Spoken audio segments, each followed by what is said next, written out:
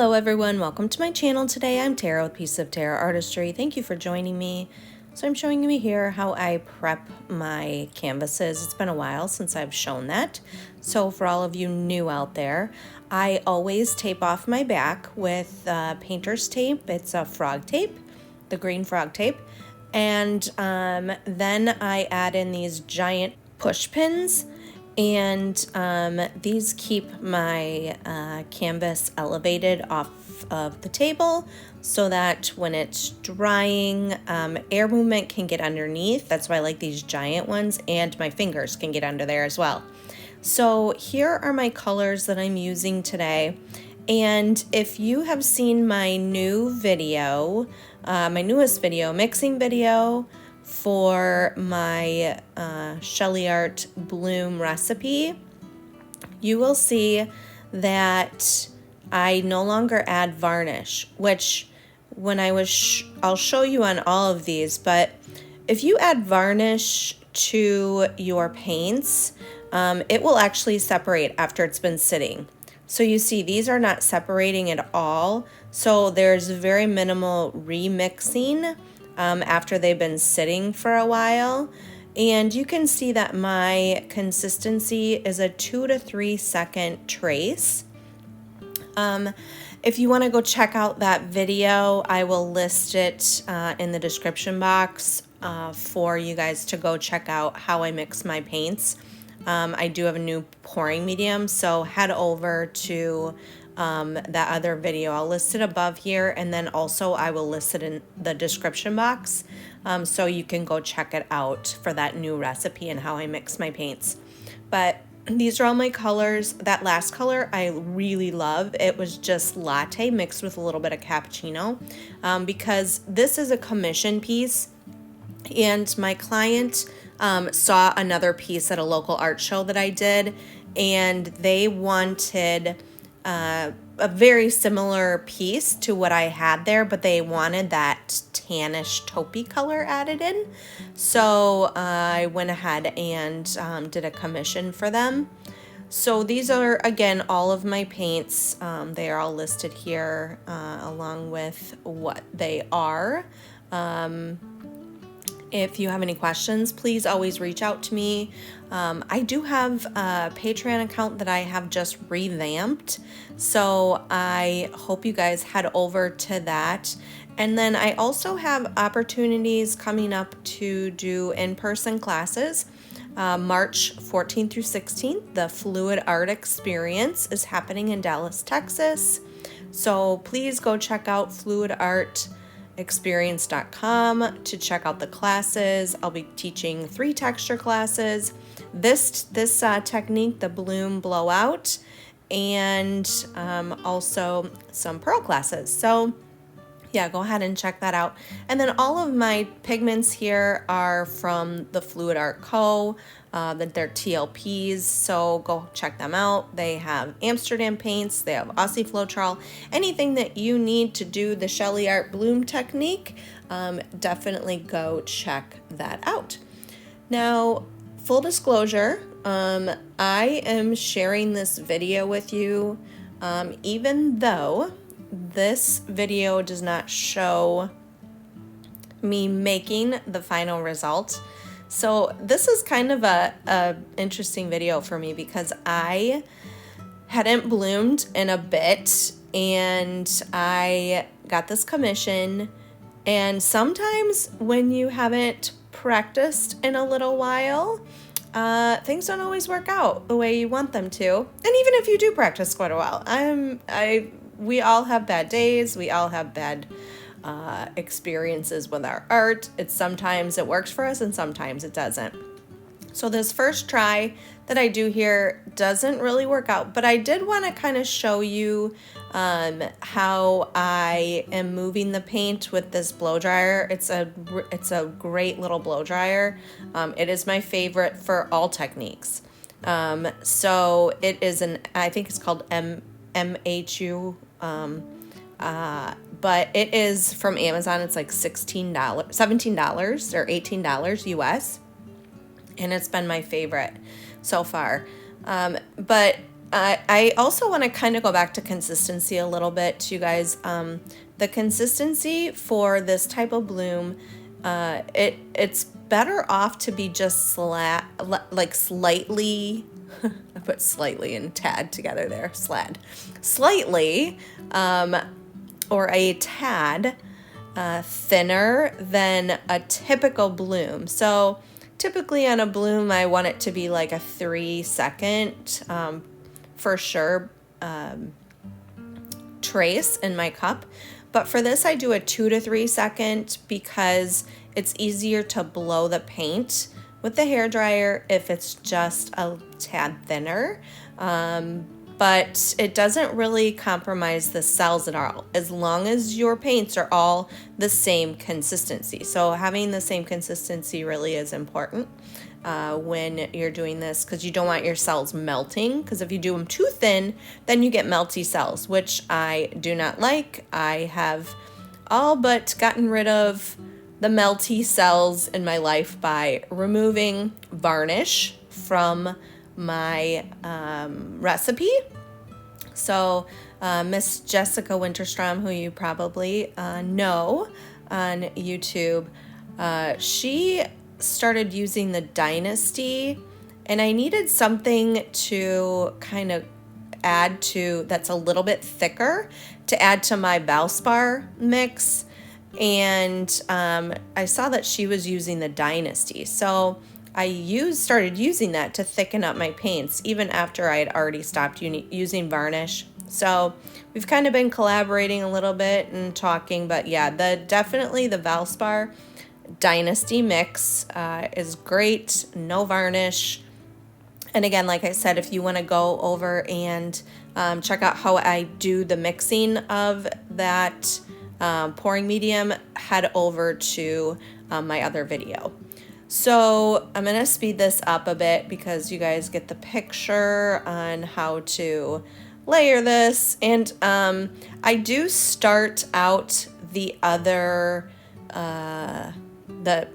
okay, full disclosure, this one did get scraped.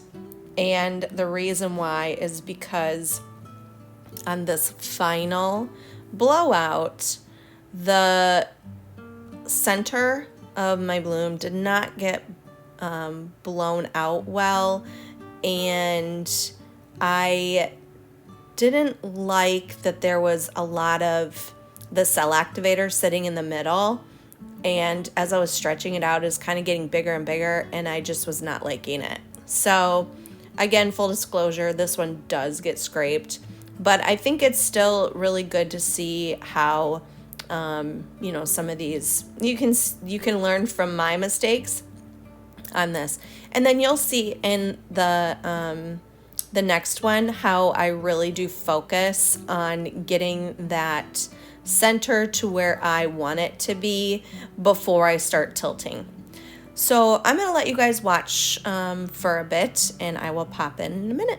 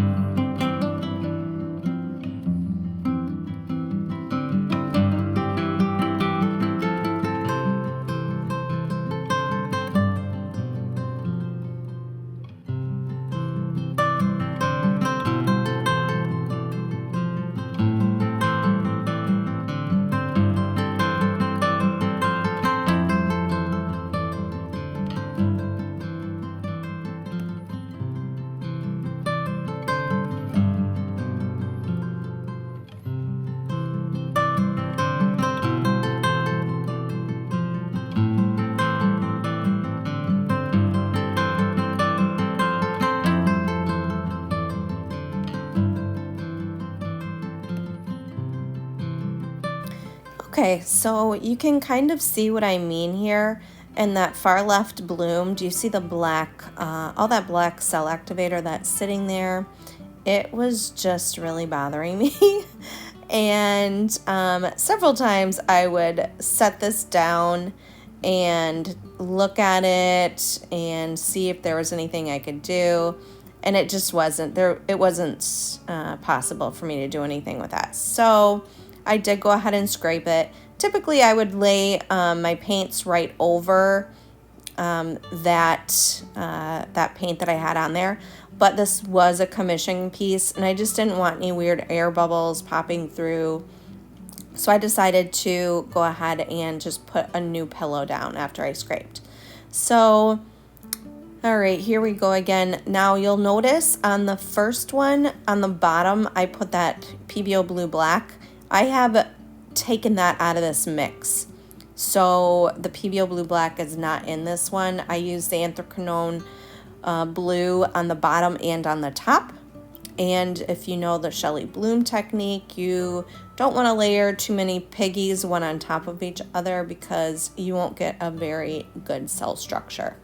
So I try to put no more than 2 piggies together, and then a more of a tube paint in the middle.